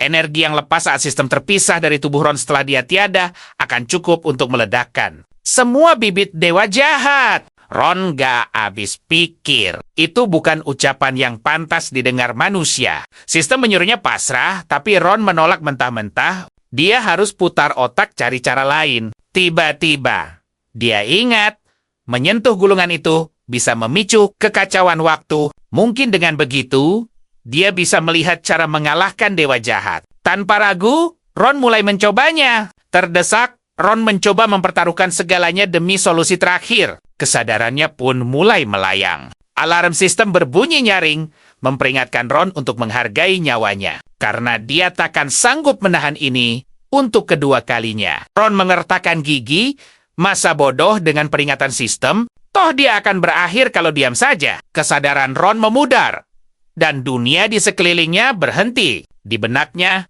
muncul bayangan yang tak terhitung. Semuanya memperlihatkan adegan Ron dicabik-cabik dengan mudah oleh Darian. Detik berikutnya, Ron merasakan darahnya mendidih, jiwanya seolah terkoyak. Masa depan manapun yang dia lihat selalu berakhir tragis. Namun setidaknya, dia mendapat satu informasi yang sangat berguna. Monster itu selalu melindungi dadanya. Dan disitulah kita semua tahu, titik lemahnya akhirnya ketemu. Model tiba-tiba, langkah kaki berat terdengar di belakangnya. Dan saat Ron menoleh, kita langsung berhadapan dengan tatapan haus pertarungan yang mengerikan. Refleks, Ron menyambar segenggam salju dan melemparnya ke mata Darian. Tapi sayangnya, reaksi pria itu secepat kilat. Trik murahan itu ditepis dengan mudah. Ron berpikir, kalau saja dia bisa menghancurkan wajah di dada itu, monster ini pasti kalah. Tapi, kenyataan jauh lebih pahit. Darian dengan santainya menangkap tinju Ron. Dia menyindir. Apa Ron pikir dia sebodoh itu sampai tidak tahu rencananya? Tiba-tiba, telapak tangan Darian menyala. Tanpa ampun, api panas itu langsung melahap seluruh tubuh Ron. Ron menjerit kesakitan yang luar biasa dan jatuh berlutut. Di tempat lain gelas di tangan si nona penyihir, tiba-tiba jatuh dan pecah. Gadis itu sontak berdiri dan berlari seperti orang gila menuju pintu keluar. Lilian yang kebingungan ikut berdiri dengan wajah heran. Sebelum Moruna keluar, Lilian menahannya dan melihat mata gadis itu sudah berlinang air mata. Moruna meronta-ronta dengan panik, tapi karena emosinya begitu kacau, Lilian sama sekali tidak bisa membaca pikirannya. Setelah sedikit lebih tenang, Moruna berkata dengan susah payah kalau Tuan Ron dalam bahaya besar dan dia harus pergi menolongnya. Mendengar itu, ekspresi Lilian langsung berubah jadi super serius. Dia mengerti situasinya dan langsung mengajak Moruna pergi mencari Ron. Kembali ke arena, tubuh Ron sudah hangus. Darian menginjak dadanya dengan angkuh. Dia mengejek Ron sebagai si kerdil yang sok punya strategi. Bertanya apa Ron benar-benar pikir bisa melukainya. Kesadaran Ron perlahan memudar. Dia menyesal. Padahal dia cuma ingin bertemu gadis cantik di dunia lain. Kenapa akhirnya jadi begini? Dan di detik berikutnya, perhatikan baik-baik. Sesosok bayangan persis seperti Ron tiba-tiba muncul, bedanya Nada bicara bayangan ini penuh dengan kebencian, kelicikan, dan amarah yang meluap-luap. Melihat Ron yang tak sadarkan diri, Darian tertawa kejam dan terus menghinanya. Dia bertanya, "Apa Ron, masih mau menyelamatkan dunia dengan kondisi menyedihkan begitu?" Baginya, menghancurkan dunia ini jauh lebih gampang. Darian menyuruh Ron untuk menerima kekuatannya saja, karena sampah-sampah ini tidak layak diselamatkan. Dia merasa kecewa karena permainannya selesai terlalu cepat dan tidak bisa menyiksa Ron lebih lama lagi. Karena bosan, Darian memutuskan untuk segera mengakhiri Ron. Tapi, pemandangan mengerikan yang dia harapkan tidak terjadi. Sebaliknya, tinju raksasa Darian terlihat tertahan di udara, lalu perlahan terangkat ke atas. Ron perlahan bangkit berdiri, menatap monster itu dengan wajah kesal. Saat itu, Darian yang sudah mengerahkan seluruh tenaganya, mulai merasa ada yang aneh. Dia bingung apa yang terjadi pada lawannya. Dan ya, inilah momen yang kita tunggu-tunggu. Pertunjukan Ron membalikan keadaan dimulai. Darian menatap tinjunya yang tertahan dengan penuh kebingungan. Firasat buruk tiba-tiba menyelimuti hatinya. Bahkan topeng dewa jahat di dadanya mulai bergetar ketakutan. Firasat itu makin kuat dan insting Darian berteriak menyuruhnya menarik tangan. Tapi sialnya, dia sadar tangannya sama sekali tidak bisa digerakkan. Untuk pertama kalinya sejak segelnya lepas, Darian bicara dengan nada panik yang kentara. Dia mengumpat dan bertanya apa yang sebenarnya Ron lakukan. Lalu berteriak menyuruh Ron melepaskan tangannya. Serangan yang seharusnya bisa menghancurkan langit dan bumi itu dihindari Ron dengan begitu santainya. Detik berikutnya, telapak tangan Ron menyala dengan api hantu yang sama. Lalu dengan brutal, dia menusukkan tangannya ke arah dewa jahat di dada Darian. Sistem sebelumnya bilang peluang hidup Ron hanya 7%. Artinya, akhir ceritanya belum mutlak. Terdengar suara daging terkoyak saat Ron dengan paksa mencabut dewa jahat itu langsung dari tubuh Darian. Di mata Darian, ini adalah hal yang mustahil. Masalahnya, semua dewa di dunia dua warna ini tercipta dari keyakinan atau iman para pengikutnya. Jadi, makhluk asli dunia ini pada dasarnya tidak akan pernah bisa melukai mereka secara langsung. Bahkan ras naga yang super kuat sekalipun hanya bisa menyingkirkan pengikutnya. Tapi tidak berdaya melawan sang dewa itu sendiri. Begitu dewa jahat dicabut, tubuh Darian langsung menyusut dan layu. Dia pun ambruk tak berdaya. Tiba-tiba, topeng di tangan Ron tertawa mengerikan. Topeng itu mengejek Ron. Meremehkan kalau manusia rendahan sepertinya tidak akan bisa melenyapkannya. Ron menatap topeng itu dengan dingin dan menjawab santai.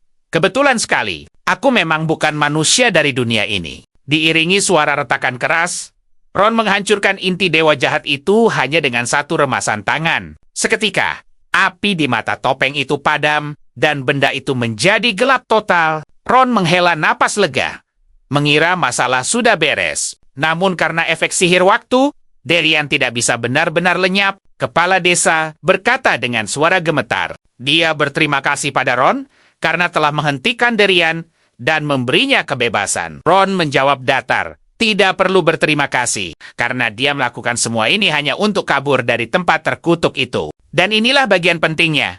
Ron mengingatkan kalau segel sihir di tempat itu belum terangkat. Kita semua tahu apa artinya itu, masalahnya belum selesai. Oke, siap-siap karena kita akan bongkar twist paling gila. Sihir pembeku waktu itu ternyata bukan sihir, tapi ulah tupai kecil ini. Kakek itu menyodorkan si tupai putih ke depan, dan hewan kecil itu langsung melompat ke bahu Ron. Kepala desa pun menyerahkan tupai itu pada Ron. Sekarang, nasib sihir ini ada di tangan Ron sepenuhnya. Tubuh kepala desa dan Darian sebenarnya sudah lama sirna. Mereka hanya bertahan berkat sihir waktu yang menahan napas terakhir mereka. Momen inilah satu-satunya kesempatan mereka untuk mengucapkan selamat tinggal. Melihat wajah anaknya yang kurus dan menangis, sang kepala desa ikut meneteskan air mata. Dia minta maaf, mengakui keegoisannya yang jadi penyebab semua ini. Dulu, demi anaknya, dia nekat menanamkan dewa jahat ke tubuh Darian. Siapa sangka, keputusan itu justru menghancurkan seluruh kota oleh tangan anaknya sendiri. Ron merasa tak punya hak menghakimi siapa yang benar atau salah di antara mereka. Baginya, ini saatnya pergi. Setelah keduanya berpulang, kendali penuh atas kota Wudong jatuh ke tangan Ron. Tentu saja Ron bukan pahlawan kesiangan, Tapi dari sinilah kita lihat, ceritanya bakal jadi makin rumit. Dia cuma ingin selamat saat akan membatalkan sihir. Tupai di bahunya tiba-tiba menjambak rambutnya. Ron teriak kesakitan, mengancam akan menghajar tupai itu kalau tidak segera dilepaskan. Tiba-tiba langit jadi gelap gulita. Aroma wangi yang lembut tercium, seketika mengusir semua lelah di tubuh Ron. Ron merasakan sensasi hangat dan lembut yang luar biasa, memberinya perasaan nyaman, seolah disembuhkan. Ron berterima kasih pada si tupai, mengira ini adalah sihir penyembuhan darinya. Mendadak, suara wanita lembut bertanya apakah Ron sudah puas memeluknya. Wanita itu bilang, "Kamu beruntung sekali, Ron." Kemunculan wanita itu yang super mendadak bikin Ron kaget setengah mati. Bulu kuduknya langsung merinding. Dia buru-buru minta maaf, bersumpah tak sengaja. Melihat Ron panik, wanita cantik itu hanya tertawa. Dia bilang, "Sudah, jangan berlebihan." Rupanya, berkat Ron yang mengacaukan waktu, mereka akhirnya bisa bertemu. Setelah sadar dari syoknya, otak Ron mendadak kosong seketika. Kalian dan aku pasti mikir hal yang sama. Kenapa halusinasi bisa diajak ngobrol dan terasa nyata? Siapa dia sebenarnya? Tatapan wanita itu setenang air. Tapi pesonanya yang luar biasa memberikan tekanan tak terlihat pada Ron. Dia menyuruh Ron untuk memanggilnya. Sang mentor menjelaskan, serangan kedua Ron barusan membuat waktu jadi makin kacau. Sampai-sampai sistemnya mengalami crash dan tidak akan muncul sementara. Justru karena bos sistem lagi pergi, mentor punya kesempatan untuk muncul di depan Ron. Sambil bicara mentor itu berkata, tidak semua transmigrator bisa punya kesempatan bertemu dengannya loh. Jadi, Ron harus benar-benar menghargainya. Siapa tahu, sebagai kepala logistik, dia bisa berbaik hati membocorkan cara bertahan hidup. Mendengar itu, Ron langsung tenang. Wanita ini aneh. Tapi tahu soal sistem, Ron langsung bertanya, apakah dia adalah transmigrator sebelumnya? Mentor mengangkat bahu santai. Katanya, mereka semua cuma barang rongsokan yang tereliminasi. Mentor menyindir Ron, tapi Ron menangkap satu kata kunci yang sangat penting. Kami. Tanya Ron, apa maksudmu kami? Mentor membenarkan. Bilang Ron tidak salah dengar. Dia tak pernah bilang sendirian. Selesai bicara, wanita cantik itu berubah jadi om-om brewokan. Dia bilang bisa jadi gadis imut atau wanita cantik barusan. Semuanya adalah wujud dirinya. Ron bingung dan protes. Bukannya sistem bilang semua pendahulunya sudah berakhir total? Mentor menatap tajam. Apa kau begitu percaya pada sistem? Tahu kenapa kalian dipanggil ke dunia dua warna ini? Ron melirik patung es di dekatnya. Lalu menebak, pasti ada hubungannya dengan dewa dari luar. Mentor berhenti, lalu tertawa kecil. Memuji Ron karena ternyata tidak sebodoh itu. Dia menjelaskan, makhluk asli dunia ini tak bisa melukai dewa yang lahir dari keyakinan mereka. Tapi transmigrator beda. Mereka benar-benar bisa melenyapkan dewa itu. Suara langkahnya kembali mendekat. Dia memperingatkan, sistem yang sangat Ron percaya itu, satu-satunya sandarannya, tidak akan pernah membantunya menjadi yang terkuat. Ron juga mustahil jadi pahlawan. Sistem hanya akan pelan-pelan mengubah Ron menjadi sekadar alat. Bagi sistem, nyawa Ron tak berarti. Ron terdiam.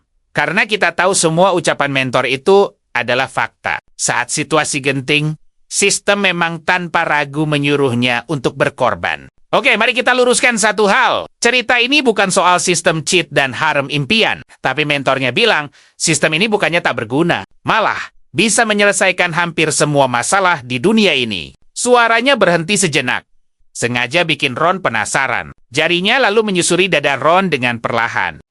Syaratnya, Ron harus berani melawan sistem itu sesekali. Intinya Ron harus bisa menilai mana yang bisa dipercaya dan mana yang tidak. Di dunia abu-abu ini, tak ada kawan atau lawan abadi. Sang mentor menegaskan, yang membuat Ron kuat bukanlah sistem tapi dirinya sendiri. Semua hadiah dari sistem itu sebenarnya warisan dari para transmigrator yang gagal. Saat mentornya bicara, patung-patung es di sekitar mereka mulai retak. Beberapa orang mulai bangkit, berjalan terhuyung-huyung di salju.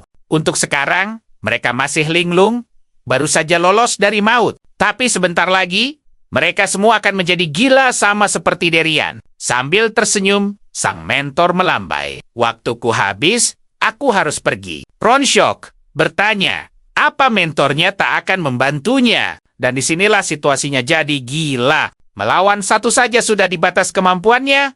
Sekarang dia harus menghadapi semuanya sendirian. Mentornya malah santai, sibuk dengan layar hologramnya. Katanya, mereka semua dulu juga orang biasa. Kalau Ron bisa menang sekali, dia pasti bisa menang lagi. Lagi pula, pertarungan tadi membuka kemungkinan baru baginya. Ron pun langsung membuka panel statusnya. Di kolom kekuatan, muncul titel baru, Deathbringer. Sang mentor berpesan, "Ingat, esensi kemungkinan paralel bukan untuk mengubahmu, tapi untuk meminjam kekuatan dari versi dirimu yang lain. Hiduplah dengan bahagia, karena hidup tak ada artinya tanpanya." Sosok mentornya mulai memudar. Ron bertanya, apa mereka akan bertemu lagi?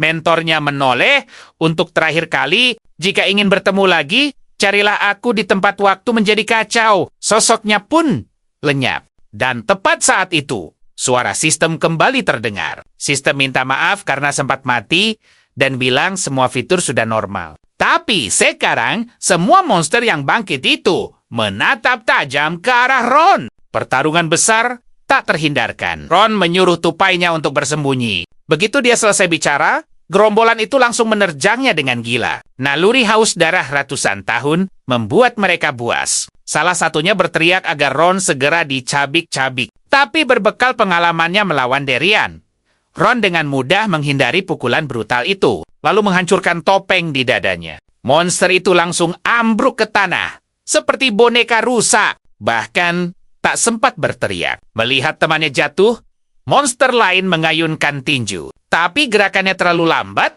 Ron lebih dulu menghancurkan topengnya. Tapi sayang, 2 tangan saja tak cukup melawan keroyokan. Monster lain menghantamnya dari belakang pakai tongkat kayu. Pukulan telak itu membuat dunia Ron langsung berputar. Dan yap, aku tahu apa yang kalian pikirkan. Di ambang kekalahan, Ron mengertakkan gigi, memaksa dirinya bertahan. Di depan mata monster yang kaget itu, Ron mencabut paksa topeng dari dadanya. Notifikasi kemenangan terus berdengung di kepalanya. Monster-monster ini, sama seperti Darian, punya fisik mengerikan dan api biru aneh. Tanpa senjata canggih, Ron hanya mengandalkan kekuatan murni untuk menghajar mereka. Akhirnya, 4 monster menerjang dan menindihnya. Melihat itu, yang lain ikut menumpuk di atas Ron. Tulang-tulang Ron berderak di bawah tekanan hebat. Ini benar-benar pertarungan hidup atau mati. Bekas luka di tangannya seolah menjadi peringatan bagi monster-monster itu. Ron memutar kepala monster yang mencoba menggigitnya,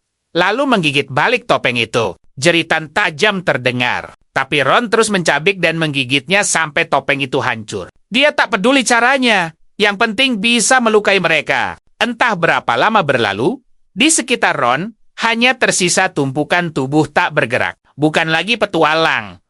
Ron lebih mirip seorang penjagal. Si tupai putih hanya bisa menjadi saksi bisu pembantaian ini.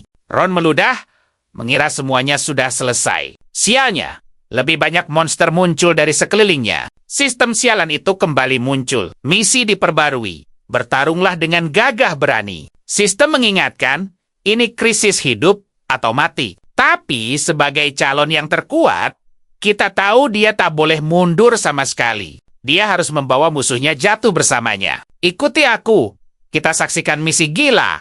Habisi 23 bayi dewa jahat. Ron menyuruh sistemnya diam. Padahal, Ron dikenal sebagai orang yang sangat sabar. Tapi di situasi segila ini, hanya orang gila yang bisa sabar. Dengan sisa tenaga, Ron memaksa tubuhnya yang hancur untuk berdiri. Kelopak matanya terasa begitu berat. Tulang belulangnya remuk dihajar kekuatan monster.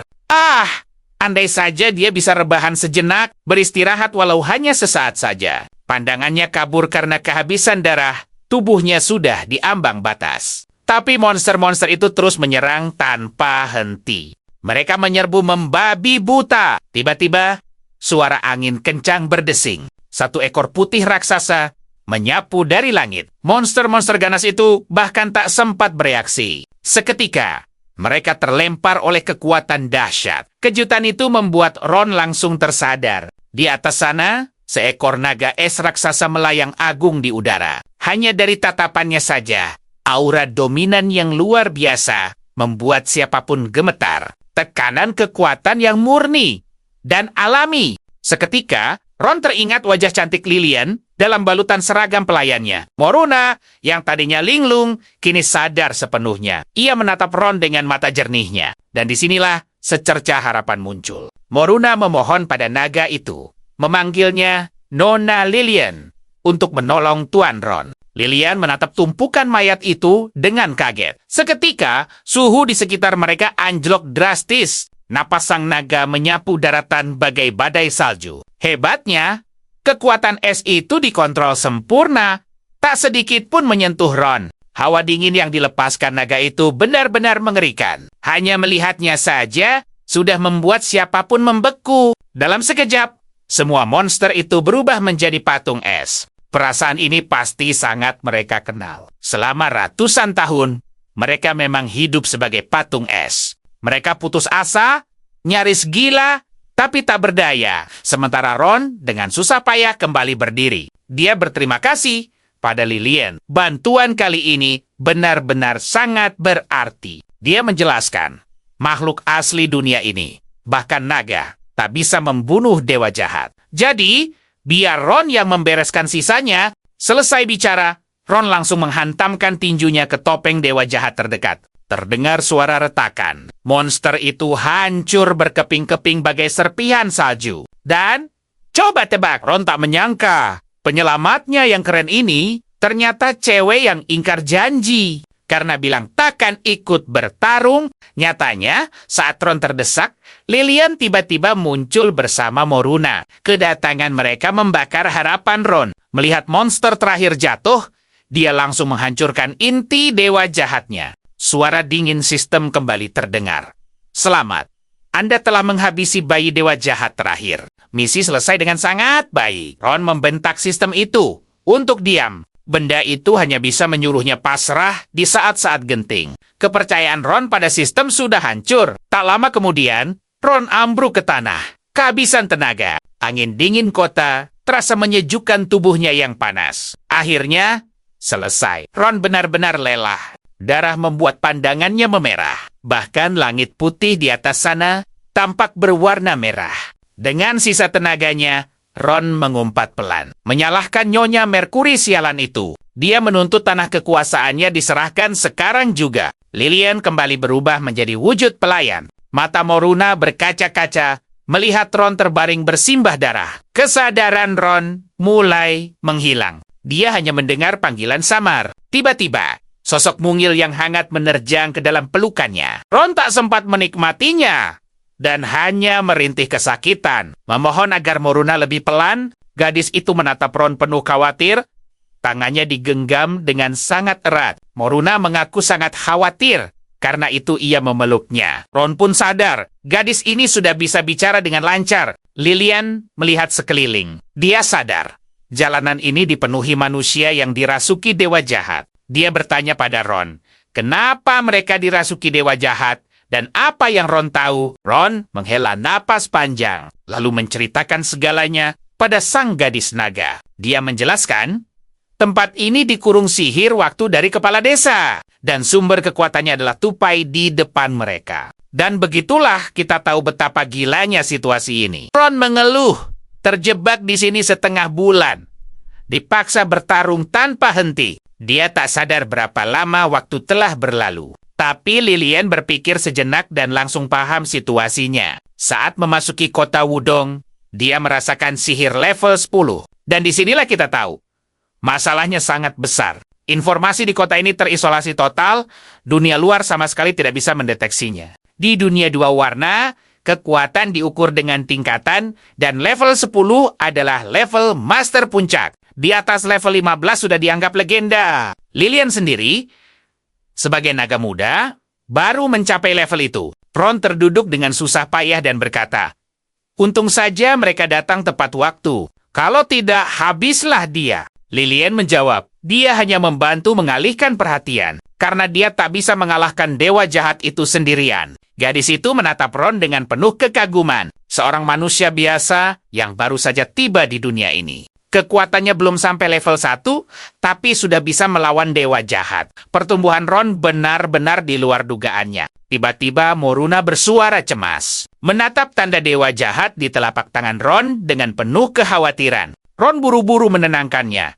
Berbisik kalau tanda itu sama sekali tidak sakit. Melihat masalah sudah beres, Lilian mengajak Ron pulang karena misi dari Nyonya Mercury telah selesai. Ron berjalan perlahan ke pusat kota, berbicara pada si tupai di tangannya. Dia mengajaknya pergi dan melepas sihirnya. Tupai itu mencicit lirih, menatap sekeliling kota kecil tempat tinggalnya selama ratusan tahun. Untuk terakhir kalinya, tatapan mata yang memancarkan hawa dingin luar biasa muncul dari mata tupai itu. Inti sihir di tubuhnya pecah. Badai di sekitar mereka pun mereda dalam cahaya putih yang menjilaukan. Lingkaran sihir raksasa yang menyelimuti kota mulai menghilang. Sinar mentari akhirnya kembali menyinari tanah itu. Moruna berbisik pelan, merasakan betapa hangatnya sinar matahari. Namun tupai di tangan Ron sudah tak bergerak daripada terkurung dalam kebekuan abadi.